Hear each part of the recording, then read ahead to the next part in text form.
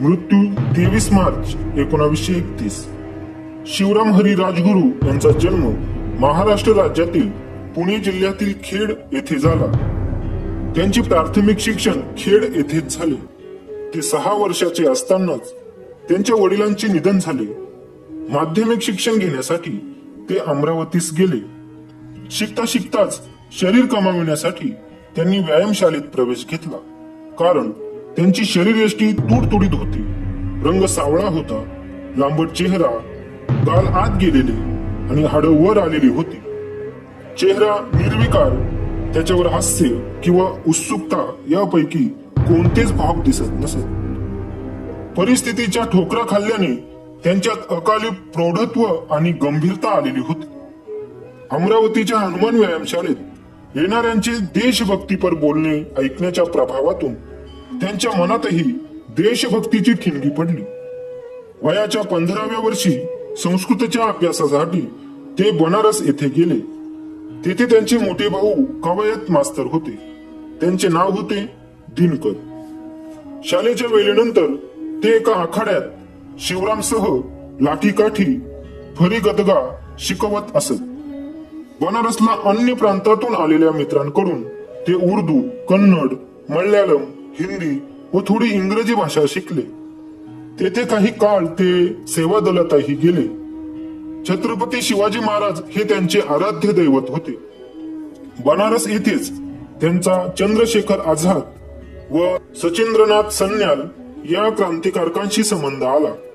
मग ते या क्रांतिकारकांच्या संघटनेत सामील होऊन बंदूक चालविण्याचे शिक्षण घेऊ लागले. क्रांतिकारी संघटनेत आपण सदैव सर्व कामात पुढे असावे असा त्यांचा आग्रह असे. या कार्यात ते भगतसिंग यांना आपला स्पर्धक मानत. कारण त्यांना वाटे या देशभक्तीच्या कार्यात त्यांना आपल्या आधी हौतात्म्य येईल की काय अशा तऱ्हेनेही मृत्यूला कवटाळण्याची आगली वेगळी स्पर्धा होती.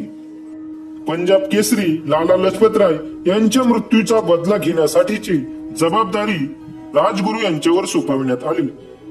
त्याप्रमाणे सॅडहर्स्टवर पहिल्या 2 गोळ्या त्यांनीच अचूकपणे सोडल्या होत्या. त्यानंतर कोणी गोळ्या घातल्या नसत्या तरी चालले असते. कारण या पहिल्या 2 गोळ्यांतच सॅडहर्स्ट यमसदनास पोहोचला होता. या कार्यानंतर निघून जाताना त्यांचा पाठलाग करणाऱ्या चनन सिंग या अधिकाऱ्यास चंद्रशेखर आझाद यांनी टिपले. मग वेषांतर करून हे सर्वजण वेगवेगळ्या दिशेने वेगवेगळ्या ठिकाणी निघून गेले. नंतर 9 महिने ते बेपत्ता होते. डिसेंबर 1928 मध्ये पुणे शहरात एका मोटार गॅरेज मधून त्यांना अटक करण्यात आली. लाहोर कटातील प्रमुख आरोपी म्हणून त्यांच्यावर खटला भरण्यात आला. भगतसिंग, सुखदेव यांच्या बरोबरच त्यांना फाशीची शिक्षा सुनावण्यात आली. आपल्या फाशीच्या शिक्षेबद्दल ते म्हणाले, मी जे केले आहे त्याचा मला अभिमानच वाटतो.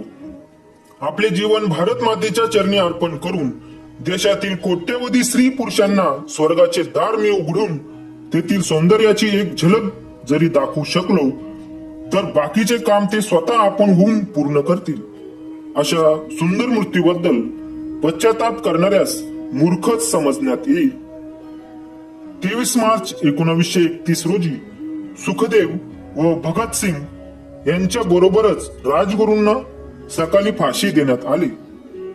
फाशीच्या तख्तावर सुद्धा त्यांनी भारत मातेचा जय जयकार केला. या तिघांचे मृत्यूदेह नातेवाईकांना न देता रात्री गुपचूप नदीकाठी त्यांच्यावर अंत्यसंस्कार करण्यात आले.